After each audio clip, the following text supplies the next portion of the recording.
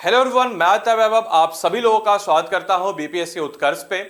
तो दोस्तों, आज इस वीडियो में हम लोग चर्चा करने वाले हैं गौतम बुद्ध के बिहार यात्रा के ऊपर और साथ ही साथ गौतम बुद्ध जिन्होंने जन्म लिया इंसानों का, पदवी उन्हें महात्मा की मिली और आज उन्हें हम भगवान के नाम से याद करते हैं। तो दोस्तों, हम लोग बात करेंगे गौतम बुद्ध के बारे में और गौतम बुद्ध के लिए बिहार कितना महत्वपूर्ण था उसके बारे में आज के इस वीडियो में हम लोग चर्चा करने वाले हैं।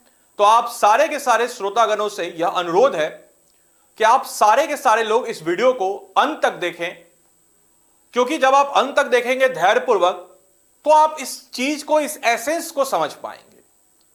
और रही बात बुद्धिज्म की, तो बुद्धिज्म या गौतम बुद्ध से बिहार में किसी भी एग्जाम्स में, खासकर बीपीएससी और अन्य कोई भी एग्जाम्स है, वहां से 1 नंबर तो आपका पक्का आना ही आना है। तो चलिए दोस्त, करते हैं हम लोग हमारे इस खूबसूरत से यात्रा की शुरुआत गौतम बुद्ध के जन्म के साथ। यूं तो गौतम बुद्ध का जन्म बिहार में नहीं होता है, नेपाल में होता है, लुम्बिनी में होता है। तो आइए जरा समझते हैं गौतम बुद्ध के जन्म और उसके साथ उनसे जुड़ी हुई यात्राओं से और उनका क्या क्या इंपैक्ट पड़ा बिहार में। तो आइए जरा समझते हैं हम गौतम बुद्ध के बारे में। सबसे पहले अगर हम लोग बात करते हैं गौतम बुद्ध, यह थे फाउंडर बुद्धिज्म के, संस्थापक थे बुद्ध धर्म के। ही द फाउंडर ऑफ बुद्धिज्म, जिनका जन्म 563 ईसा पूर्व बैसाख पूर्णिमा के दिन लुम्बिनी, जो कि कापिल वस्तु के पास है, जो कि आज के प्रेजेंट डे में आपके नेपाल में पड़ता है, वहां पे हुआ। बीपीएससी आपसे क्वेश्चन पूछ सकता है स्टेटमेंट में या डायरेक्ट क्वेश्चन कि कौन से क्लैन में हुआ। तो याद रखिएगा, शाक्य क्लैन में 563 ईसा पूर्व वैशाख पूर्णिमा के दिन लुम्बिनी कापिल वस्तु नेपाल में हुआ। गौतम बुद्ध से जुड़े हुए हर एक पहलू को एक सिंबल से सिंबलाइज किया गया है। तो जिस प्रकार से गौतम बुद्ध जब आपके गर्भ धारण किए, मतलब गौतम बुद्ध जब गर्भ में गए, तो इसको सिंबलाइज हम लोग कहते हैं एलिफेंट से। ध्यान रखिएगा, थोड़ा सा डिफरेंस है इसमें एलिफेंट। और जब गौतम बुद्ध का जन्म है उसको हम लोग सिंबलाइज करते हैं आपके lotus and bull. Lotus and bull से हम लोग इसको सिंबलाइज करते हैं। इस चीज को आप लोग को ध्यान रखना है। साथ ही साथ उनके पिता जिनका नाम था सुतोधन, उनकी माता जिनका नाम था महामाया, और गौतम बुद्ध के जन्म होते ही महामाया को एहसास हो चुका था कि यह कोई आम बालक नहीं है, यह बहुत ही ज्यादा एक समृद्ध, सुदृढ़ और आने वाले वक्त में दुनिया को बदल के रखने का मादा रखने वाला बालक है। और माता महामाया को इस बात का रियलाइज हो चुका था कि जिस कारणवश उन्होंने इस धरती पे, क्योंकि हर इंसान का एक गोल होता है, उद्देश्य होता है इस धरती पे आने का, तो उन्होंने अपने इस उद्देश्य को पूरा कर लिया। और नेचर देखिए कि एक बार की बात है, जब गौतम बुद्ध जन्म लेते हैं तो उनके, ऑब्वियस सी बात है, कोई भी जन्म लेता है हर घरों में, तो उनके दिखाने के लिए पंडित आते हैं, ज्योतिष शास्त्र आते हैं जो उनके बारे में बताते हैं। और जब वो यहां पे आते हैं तो उन्होंने बताया, गौतम बुद्ध को देखे और गौतम बुद्ध को देखकर रोने लगे। राजा सुतोधन ने पूछा कि आप ऐसा क्यों रो रहे हैं? तो उन्होंने बताया कि मैं बूढ़ा हो चला हूं और मैं इस बच्चे को अपने प्राइम टाइम पे नहीं देख पाऊंगा, इसका मुझे दुख है और इसलिए मैं रो रहा हूं। और उन्होंने यह भी बोला महामाया को कि आपका जो कार्य था इस धरती पे आने का, वह संपन्न हो चुका है, अब आपको मोक्ष की प्राप्ति होगी। और गौतम बुद्ध के जन्म के ठीक 7 दिन के बाद उनका मृत्यु हो जाता है, उनको मोक्ष की प्राप्ति होती है। और उसके बाद उनकी मौसी यानी कि महामाया की बहन गौतमी, उन्होंने गौतम बुद्ध का लालन पोषण किया। साथ ही साथ आपको यह बताते चले कि गौतम बुद्ध बिल्कुल खोए खोए से रहते थे, मतलब कि वह बहुत ही ज्यादा गंभीर थे शुरू से। खोए खोए से रहने का मतलब यह नहीं कि खोए हैं, बहुत गंभीर थे। और राजा सुतोधन जो है, इसको इस बात का भी ज्ञात था कि अगर, मतलब इनको पहले ही बोला गया था कि इस बच्चे को दुख कभी नहीं दिखाया जाए, क्योंकि अगर ये दुख देखेगा तो कुछ गलत हो जाएगा, ये आपके राजा नहीं बनेगा, सन्यासी बन जाएगा। और कोई भी पिता की यह आशा होती है बच्चे से कि उसका बेटा जो है राजभार को संभाले और बहुत बड़ा राजा बने, तो इनको दुख कभी नहीं दिखाया गया। लेकिन उसके बावजूद भी बालक जो है आपके गौतम, वह आपके शुरू से ही हम कह सकते हैं कि वह शुरू से ही आपके काफी गंभीर थे। तो उनको लगा कि शायद इनकी शादी हो जाए फिर ये ठीक हो जाए, जैसा नॉर्मली हमारे समाज में रहता है।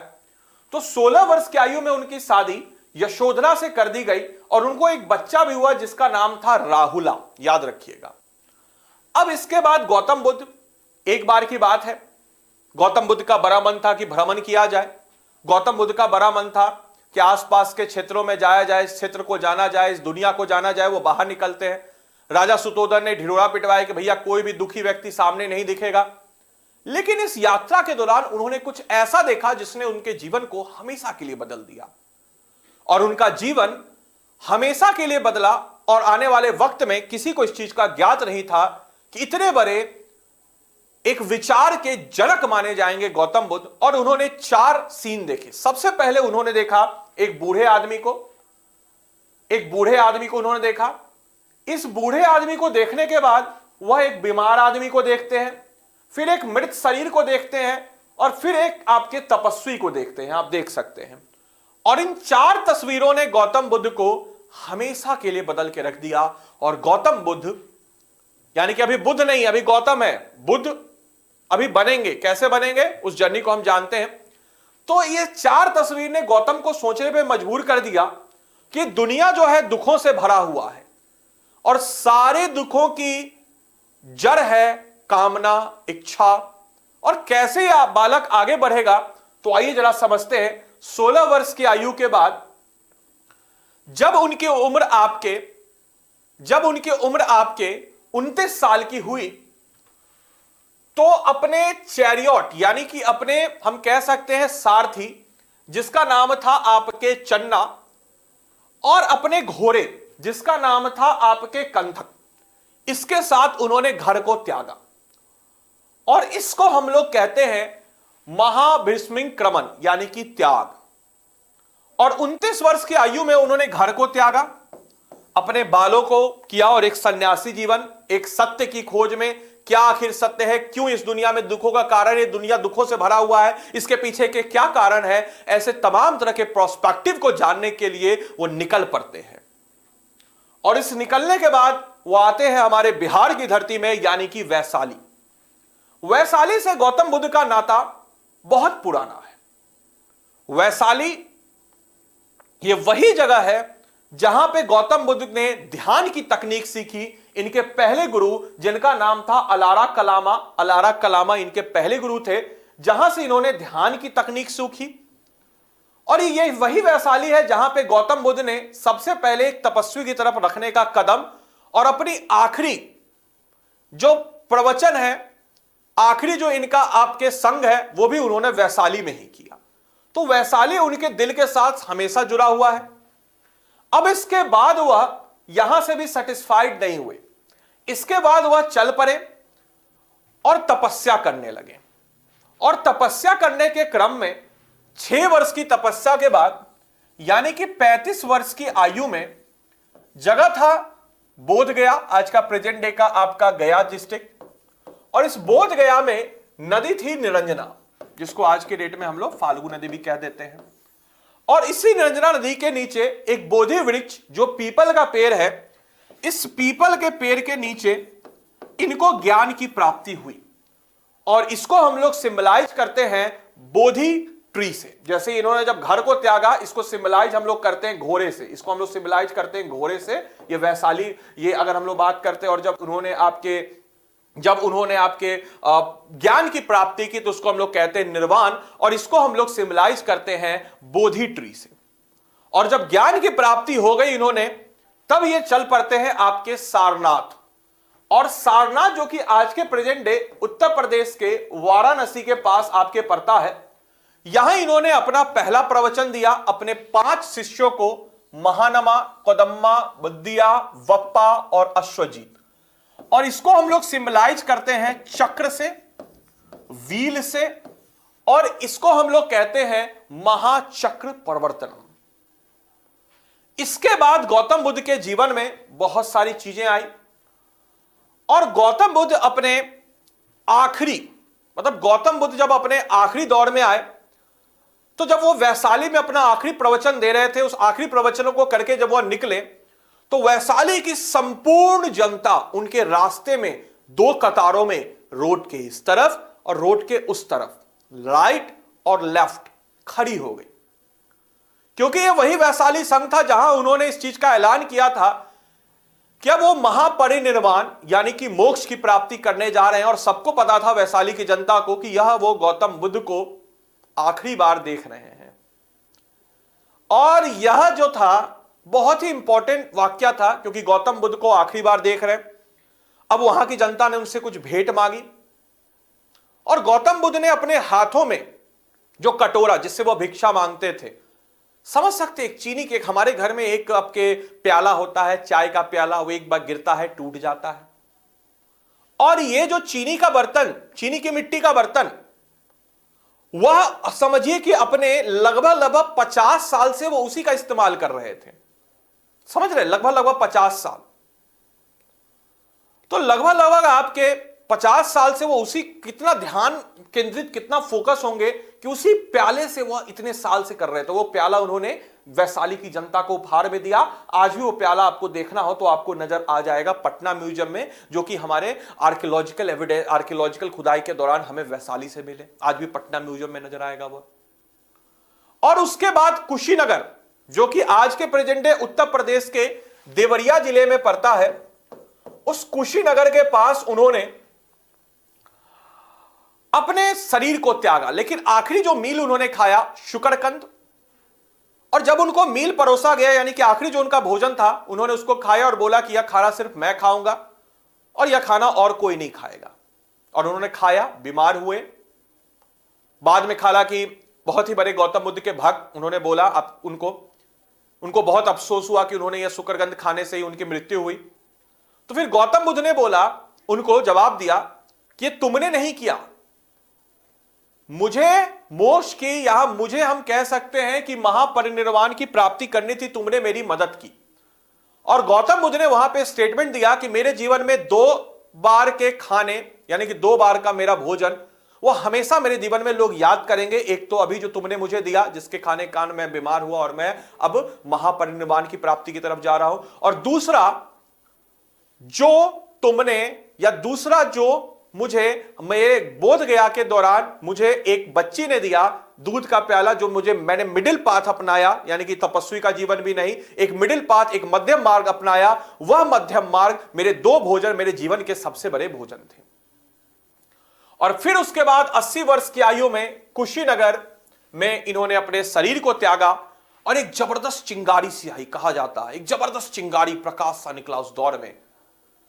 और इसको हम लोग सिंबलाइज करते हैं स्तूपा से, याद रखिएगा। गौतम बुद्ध ने अपने 4 शस्त्र दिए, बुद्धम शरणम गच्छामि, बुद्ध धम्म संघ। गौतम बुद्ध ने वैशाली में जब अपना आखिरी प्रवचन दिया तो अपने फेवरेट शिष्य आनंद को उन्होंने बुलाया। उन्होंने उनको यह भी बोला कि गौतम बुद्ध नहीं रहेंगे लेकिन गौतम बुद्ध के विचार रहेंगे। वो शायद उस समय उनको नहीं समझ पाए आनंद, लेकिन उनके कहने का मतलब था कि अगर गौतम बुद्ध इंपॉर्टेंट नहीं है, इंपॉर्टेंट है, महत्वपूर्ण है उनके विचार। और उन्होंने 4 आर्य सत्य दिए। सबसे पहले, यह संसार दुखों से भरा हुआ है, दुखम शब्दम दुखोम, सभी दुखों का कारण है कामना, दुख समुद्र दोषा निदाश प्रत्यक्ष समुद्रपातम। इसके बाद हर एक दुख का सॉल्यूशन है, इच्छा नियंत्रित करके इस दर्द और दुख को समाप्त किया जाता है, दुख निरोध निर्वाण। और कैसे किया जा सकता है? तो बाय इंप्लीमेंटिंग 8 फोल्ड पाथ, यानी कि अष्टांग मार्ग का पालन करके हम इच्छाओं को नियंत्रित कर सकते हैं। दुख निरोध गामिनी प्रतिबद्ध अष्टांग मार्ग। तो इस प्रकार से हम अपनी इच्छाओं को नियंत्रण करके कैसे करें? तो 8 फोल्ड पाथ, जिसमें समक्य विश्वास, समक्य विचार, समक्य जीविका, समक्य समाधि, समक्य स्मृति, समक्य प्रयास, समक्य कर्म और समक्य वाक और समक्य विश्वास। इन 8 फोल्ड पाथ का हम पालन करके हम दुखों से निवारण पा सकते हैं। इसके अलावा बुद्धिज्म जो है अपने 3 पिलर, बुद्ध इसके founder, Dhamma teaching of Buddha, Buddha की शिक्षा, संघ जो इनको मानने वाले हैं बुद्ध के अनुयायी, और उनकी शिक्षाएं अर्थात बौद्ध भिक्षु और भिक्षुणियां इन पे निर्भर करती है। तो ये 3 पिलर्स हम कह सकते हैं बुद्धिज्म के। बुद्धिस्ट लिटरेचर की बात करते हैं तो ये त्रिपिटक, जिसको 3 टोकरी के नाम से जाना जाता है, विनय पिटक, सुट्ट पिटक, अभिमन्यु पिटक। विनय पिटक जिसमें आपकी डिसिप्लिन है, बुद्धिस्ट मॉनेस्ट्री की अनुशासन के नियम है। सुत्त पिटक जिसमें आपके बुद्ध के उपदेशों का संग्रह है। यह पहली बुद्धिस्ट काउंसिल जो कि आपके अजातशत्रु के दौरान हुई थी राजगृह में, उसमें संकलित किया गया उपाली और आनंद के द्वारा क्रमशः। और तीसरा पिटक अभिमन्यु पिटक, इसमें आपके जो बुद्धिस्ट दार्शनिक है उनका एक्सप्लेनेशन है, और यह आपके तीसरी बुद्धिस्ट काउंसिल अशोका के दौरान आपके कंपाइल किया गया, और इन तीनों को मिला देते हैं तो ये 3 पिटक यानी कि 3 बास्केट बुद्ध के नजर आते हैं। इसके अलावा बुद्ध के संघ के इंपॉर्टेंट अगर हम लोग बात करते हैं परिषद, तो पहला संघ जो हुआ था ये मैंने आपको ऑलरेडी बताया, राजगृह में 483 ईसा पूर्व में आयोजित किया गया था महाकश्यप की अध्यक्षता में, और उस समय शासन करने वाले हरंग वंश के अजातशत्रु थे। इसमें विनय पिटक और सुत्त पिटक को विभाजित किया गया। उपाले ने विनय पिटक और आनंद ने आपके सुत्त पिटक को संकलित किया। साथ ही साथ दूसरी बुद्धिस्ट काउंसिल 383 ईसा पूर्व में चुल्ला गांव में आयोजित किया गया, जो कि वैशाली में पड़ता है। इसके अध्यक्ष सभाकामी। इस अवधि के दौरान शासक जो है शिशुनाग वंश के काल अशोक थे। साथ ही साथ बौद्ध अनुयायियों को स्थिरवाद और महासंघिका हम कह सकते हैं। इसमें आपके बौद्ध जो फॉलोअर्स हैं वह डिवाइड हुए। तीसरी बुद्धिस्ट काउंसिल 250 ईसा पूर्व पाटलिपुत्र में आपकी की गई, अशोकावनम विहार में। इस परिषद के अध्यक्ष मोगली पुत्र तिशा। इसमें आपके तीसरा पिटक अभिमन्यु पिटक जोड़ा गया। साथ ही साथ इसमें आपके बुद्धिस्ट मिशनरियों को दूसरे देशों में भेजने की भी बात कही गई, तो बौद्ध धर्म को दूसरे देशों में फैलाने के लिए मिशनरियों को भेजने की बात कही गई। चौथा बुद्धिस्ट काउंसिल और पहला बुद्धिस्ट काउंसिल जो बिहार की धरती के बाहर हुआ, साथ ही साथ संस्कृत शब्द का भी इसमें इस्तेमाल हुआ, साथ ही साथ अध्यक्ष के साथ उपाध्यक्ष भी इसमें थे, वो थी चौथी बुद्धिस्ट काउंसिल जो 72 ईस्वी में हुई, और इसके आपके अध्यक्ष थे वासुमित्र और उपाध्यक्ष थे अश्वघोष। और ये जो काउंसिल थी आपके कनिष्क कुषाण साम्राज्य के थे, उनके दौरान हुई। और इस दौरान जो बुद्धिज्म है आपके 2 आपके गुटों में, यानी कि हम इसको कह सकते हैं हीनयान और महायान में आपके बटा। हीनयान क्या होता है, महायान क्या होता है? सेक्ट ऑफ बुद्धिज्म ऐसे तो अनेक है, लेकिन भारत में 3 सेक्ट को हम लोग समझते हैं। एक है आपका हीनयान। हीनयान हम ऐसे बुद्धिस्ट को कहते हैं जो पुराने रीति रिवाज को, ऑर्थोडॉक्स रीति रिवाज को मानने वाले, गौतम बुद्ध को मानने वाले, मूलतः यह जो है गौतम बुद्ध को एक इंसान मानते थे और मूर्ति पूजा नहीं करते थे, पाली लैंग्वेज का इस्तेमाल करते थे। महायान एक नियो बुद्धिज्म, नए बुद्धिस्ट जो कि मूर्ति पूजा पे यकीन करते थे, संस्कृत भाषा का निर्माण करते थे, संस्कृत भाषा में करते थे पाठ पुट। और जितने भी आपके महायान बुद्धिस्ट है हमारे भारत में, ज्यादातर यही बुद्धिस्ट आपको नजर आए।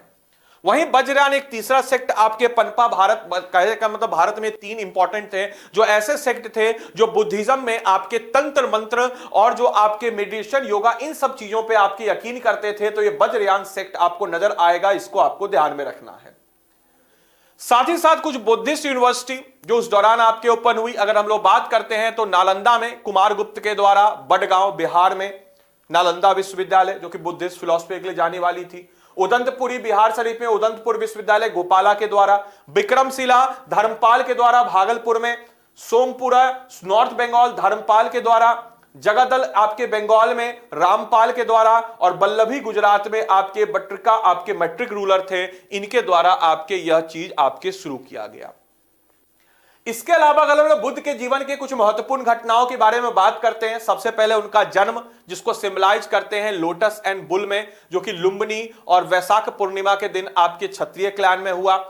इनका घर को त्यागना, इसको सिंबलाइज करते हैं घोड़े से, जो कि 29 वर्ष की आयु में इन्होंने घर को त्यागा। इसके बाद इनको इनलाइटमेंट ज्ञान की प्राप्ति 35 वर्ष की आयु में, जिसको सिंबलाइज करते हैं बोधि ट्री से। धर्म चक्र परिवर्तन, इनका व्हील चक्र सारनाथ में इन्होंने अपना जब पहला प्रवचन दिया, तो इसको आपको ध्यान रखना है कि यह इन्होंने पहला प्रवचन दिया अपने 5 डिस्पल को। और महापरिनिर्वाण इसको हम लोग स्तूप से सिंबलाइज करते हैं 80 वर्ष की आयु में, जो मल रिपब्लिक में कुशीनगर में उन्होंने अपने शरीर को त्यागा, इसको हम लोग कहते हैं महापरिनिर्वाण। तो उम्मीद करेंगे कि आपको गौतम बुद्ध से रिलेटेड बहुत ही इंफॉर्मेशन नजर आई होगी। अगर आप से रिक्वेस्ट है कि आपको ये वीडियो बढ़िया लगी हो तो अपने सारे दोस्तों तक इसको शेयर करें, उनको बताएं कि भैया बिहार की धरती इतनी ज्यादा महत्वपूर्ण है, इतना बड़ा अपने अंदर इतिहास समेटे हुए है और इतनी सारी चीजों से जुड़ी हुई है। तो अंत में यह वीडियो आप लोग को अच्छा लगे अपने दोस्तों के साथ शेयर करें, चैनल पे नए हैं तो चैनल को सब्सक्राइब करें, वीडियो को लाइक करें और वीडियो अगर पसंद आई हो तो अपने दोस्तों तक जरूर से जरूर इसको आप सब लोग शेयर करें। तो मिलते हैं हम लोग वापस से किसी ऐसी अनेक दूसरे वीडियो से जो बिहार से जुड़ी हुई होगी और अनेक ऐसे पहलुओं से। तब तक के लिए आप सभी लोगों को bye bye, take care, thank you and thanks for watching this session. Thank you.